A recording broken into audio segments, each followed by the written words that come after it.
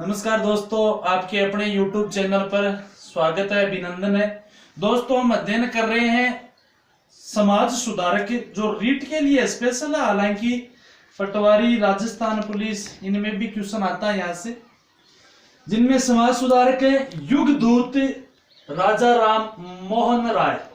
युगदूत राजा राम मोहन राय जी। दोस्तों जी, नाम में हमने तो इतने दिन यही तो सुना था, राजा राम मोहन राय। युगदूत और कहां से जोड़ दिया पूरा अपने तो ये बोलना, युगदूत राजा राम मोहन राय। युगदूत इनकी ये नाम किसने दिया था, या युगदूत इनको किसने कहा था? तो सुभाष चंद्र बोस ने। किसने? सुभाष चंद्र बोस ने इनको युगदूत कहा है। किनको? राजा राम मोहन राय को। राम मोहन राय कौन थे? ये इनका मूल नाम था। क्या था? मूल नाम राम मोहन राय है। बच गया क्या? राजा। और राजा इनकी क्या है? उपाधि। ये उपाधि किसने दी थी? ये मुगल बादशाह आते हैं, अकबर द्वितीय। कौन भैया? मुगल बादशाह अकबर द्वितीय, जो मुगल बादशाह 1806 से 37-38 के लगभग ये शासक रहते। यानी 1857 की क्रांति के नेता बहादुर शाह जफर द्वितीय के पिता है अकबर द्वितीय, और अकबर द्वितीय ने इनको राजा की उपाधि दी थी। राम मोहन राय इनका मूल नाम है। युगदूत इनको सुभाष चंद्र बोस ने कहा। हाँ जी, इनकी यदि बात करें जन्म वगैरह, तो जन्म इनका 1772 में। मान्य तो ये है, हालांकि 74 भी मिलेगा। रमाकांत व तारिणी देवी के पुत्र है। रमाकांत इनके पिता है, माता तारिणी देवी है उनके पुत्र है। जन्म कहाँ हुआ है? बंगाल में हुआ है। बंगाल के हुगली के राधा नगर में। बंगाल के हुगली के राधा नगर में इनका जन्म हुआ। रमाकांत व तारिणी देवी की औलाद है। युगदूत सुभाष चंद्र बोस ने कहा, राजा अकबर द्वितीय ने कहा है। ये राम मोहन राय जी जो थे, प्रारंभ में मूर्ति पूजा का विरोध करते हैं। किसका विरोध करते हैं? मूर्ति पूजा का। क्या मूर्ति पूजा का विरोध करते हैं? तो ये निर्गुण भक्ति वाले हैं? नहीं, मूर्ति पूजा का विरोध करते हैं। निर्गुण नहीं, ये सगुण है। ये एकेश्वरवाद पर बल देते हैं। किस पर बल देते हैं? एकेश्वरवाद पर, यानी एक ईश्वर पर। और इनका जो एकेश्वरवाद है वो कुरान पर आधारित है। जो कुरान का हदीस है उस पर आधारित। कुरान की तौहीद का मतलब है एक ईश्वर, यानी एक ईश्वर में विश्वास करते हैं और कुरान पर आधारित है इनका एकेश्वरवाद। मूर्ति पूजा का विरोध करते। जाति से ब्राह्मण होते, ब्राह्मण होने के कारण मूर्ति पूजा का विरोध। अरे बेटी, अब आप लोग घर चाले मूर्ति पूजा तो ही विरोध कर रही। पिता ने घर से निकाल दिया। किन्होंने? रमाकांत ने। कहते हैं इस दौरान ये तिब्बत के क्षेत्र में, यानी नेपाल तराई वाले इलाके में जाते, वहां पर बौद्ध धर्म की शिक्षा भी ग्रहण करते हैं। इस दौरान बौद्ध धर्म की और अनेक भाषाओं का ज्ञान प्राप्त करते हैं। इनको बहुभाषी व्यक्ति कहते हैं। बहुभाषी, अगर भाषा लिखने की जरूरत नहीं है, इनको हिंदी, संस्कृत, उर्दू, जो हिब्रू, फारसी, अंग्रेजी, जर्मन, स्पेनिश, अनेक भाषाएं आती थी। बहुभाषी व्यक्ति थे, इसलिए ही इनको 1802 में जो ईस्ट इंडिया कंपनी की नौकरी ज्वाइन कर लेते हैं। ईस्ट इंडिया कंपनी की नौकरी ज्वाइन कर ली थी 1802 में। बहुभाषी व्यक्ति हैं, इसलिए नौकरी मिल गई जी जल्दी। परंतु इन्होंने 1814 में नौकरी को छोड़ दिया था। और ईस्ट इंडिया कंपनी की नौकरी छोड़ने का कारण क्या था? तो वो कारण था ईसाई मिशनरी। कौन थे? ईसाई मिशनरी। ये क्या होता है? कौन थे ईसाई मिशनरी?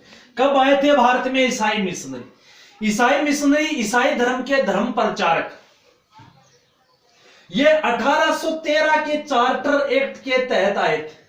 1813 के चार्टर एक्ट में भारतीय शिक्षा पर पहली बार खर्च किया गया था और ईसाई मिशनरियों को भारत में भेजा गया था।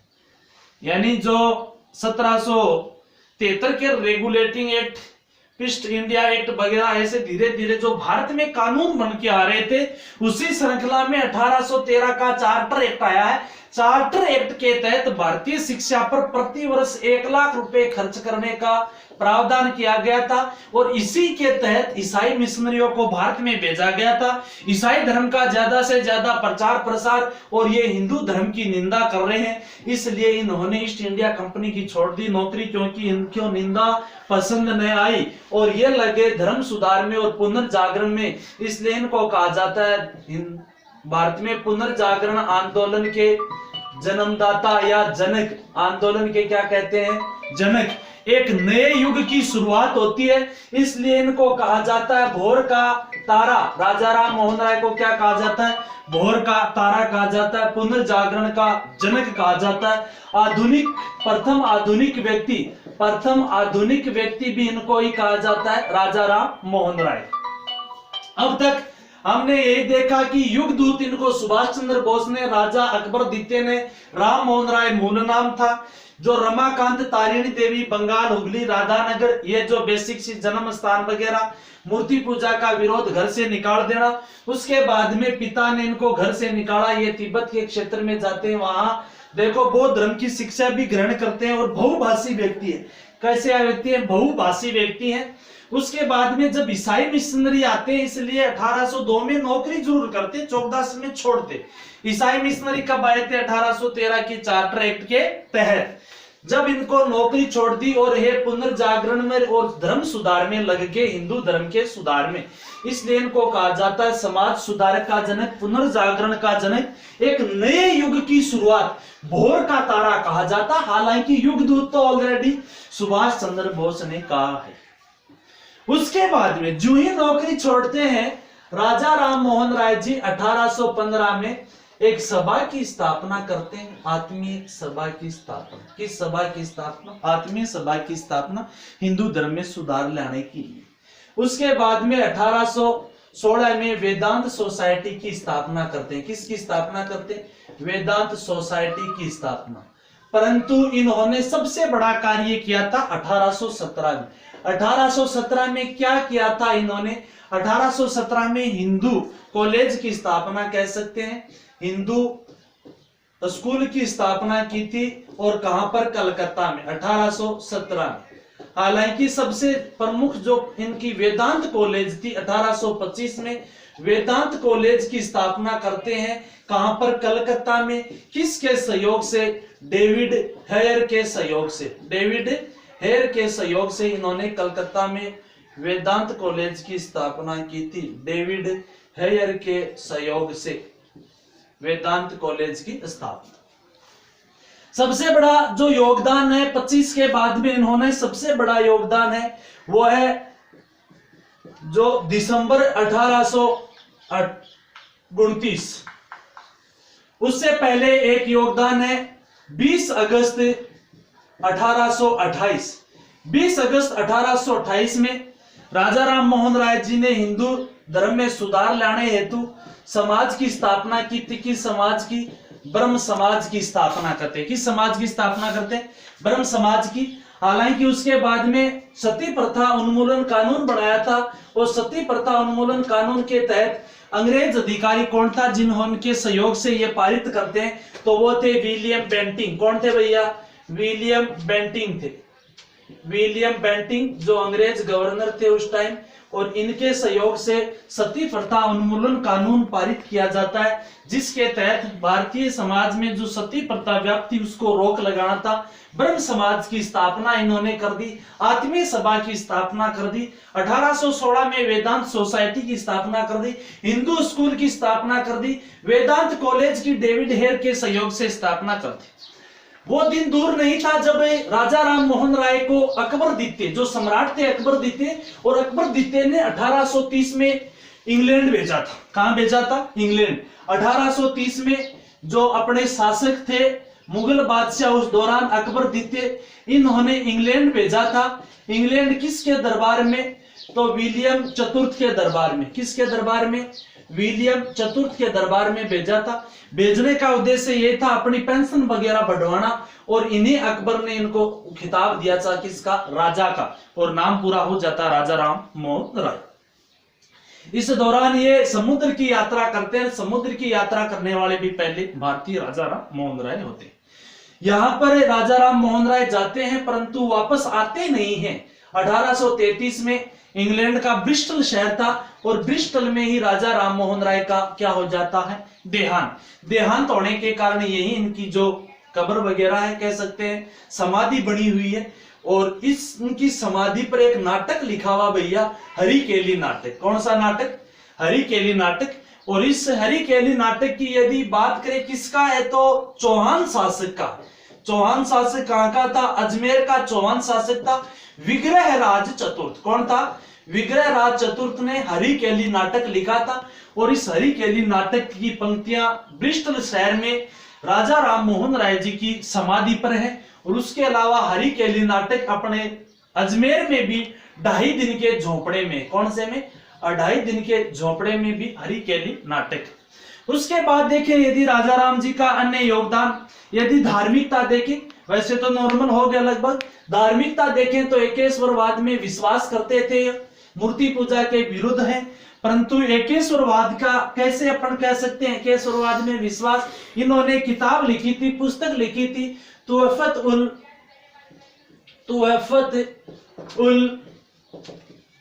मुहावदीन, तुहफत उल मुहावदीन, जिसका अर्थ है एकेश्वरवादियों को तोहफा। फारसी भाषा की किताब है, यानी इन्होंने धार्मिकता की बात करें, तुहफत उल मुहावदीन एक पुस्तक लिखी थी जो फारसी पुस्तक है ये। और इसका अर्थ है एकेश्वरवादियों का तोहफा, जिसमें एकेश्वरवाद का उल्लेख किया गया।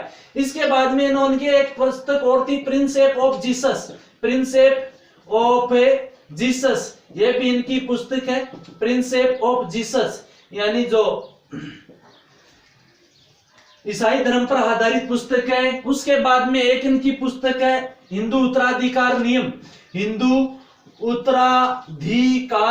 और हिंदू उत्तराधिकार नियम में महिलाओं के अधिकारों का उल्लेख किया गया। एक पिता के संपत्ति में पुत्री के जो। उसके बाद में इन्होंने और पुस्तक भी जो प्रमुख इनकी पत्रिका निकाली थी, समाज कौमुदी वो पत्रिका होती है जो पहली पत्रिका है जो किसी भारतीय भाषा में, बांग्ला भाषा में छपने वाली पत्रिका है। और समाज कौमुदी बांग्ला भाषा में, इसलिए इनको कहा जाता है पत्रकारिता का भी जनक। भारतीय पत्रकारिता का जनक भी किसको कहा जाता है? राजा राम जी मोहन राय को। समाज कौमुदी बांग्ला भाषा में प्रकाशित करते। हालांकि बंगदूत भी निकाली थी, और बंगदूत की जो भाषा थी वो हिंदी भाषा थी। कौन सी थी? हिंदी भाषा। उसके बाद में प्रज्ञा का चांद निकाली थी, एक प्रज्ञा का चांद। कौन सी थी? प्रज्ञा का चांद थी। एक बुद्धि दर्पण। कौन सी? बुद्धि दर्पण भी इनकी एक पत्रिका है। हालांकि मीरात उल अखबार फेमस फारसी अखबार था। मीरात उल अखबार जो इनका फारसी था, उल अखबार इनका फारसी अखबार था। ये इनके अखबार वगैरह पत्रकारिता का भी जनक कहा जाता है। दोबारा देख सकते हैं, नॉर्मल सा है, युगदूत कहा जाता है। राजा की उपाधि इनकी अब किसके पूरा बता दिया। उसके बाद इनको पत्रकारिता का जनक, आधुनिक भारत के प्रथम व्यक्ति, समुद्र की यात्रा करने वाले प्रथम व्यक्ति, पुनर्जागरण के जनक, युग इनको कहा जाता है। भोर का तारा, एक नए युग की शुरुआत होती है। सती प्रथा व ब्रह्म समाज दो बढ़िया है। उसके बाद में इन्होंने एकेश्वरवाद जो था, ये कुरान पर आधारित एकेश्वरवाद है इनका। इन्होंने तुहफत उल मुहावदीन पुस्तक लिखी थी। प्रिंसेप ऑफ जीसस इनकी पुस्तक है। हिंदू उत्तराधिकार नियम है इनकी पुस्तक है। समाज कौमुदी इनकी पत्रिका थी, जिनमें बांग्ला भाषा में है इनकी पत्रिका, जिसमें सती प्रथा का इन्होंने विरोध किया है। बंगदूत हिंदी भाषा का, प्रज्ञा का चांद इनकी पत्रिका, बुद्धि दर्पण इनकी पत्रिका, मीरात उल अखबार इनका फारसी समाचार पत्र है। जी दोस्तों, इन्होंने अकबर के कारण इंग्लैंड की यात्रा की थी और वहीं रह जाते हैं। ये ब्रिस्टल में इनकी समाधि है। 1833 में इनका वही देहांत। इनके समाधि पर हरिकेली नाटक की पंक्तियां उकेरित है। 2 जगह हरिकेली नाटक, जो एक तो है 2.5 दिन का झोपड़ा अजमेर में, हरिकेली नाटक की रचना विग्रह राज चतुर्थ चौहान शासक ने की थी। जी दोस्तों, धन्यवाद। जिस किसी को पसंद आए लाइक शेयर सब्सक्राइब कर देना। जी धन्यवाद।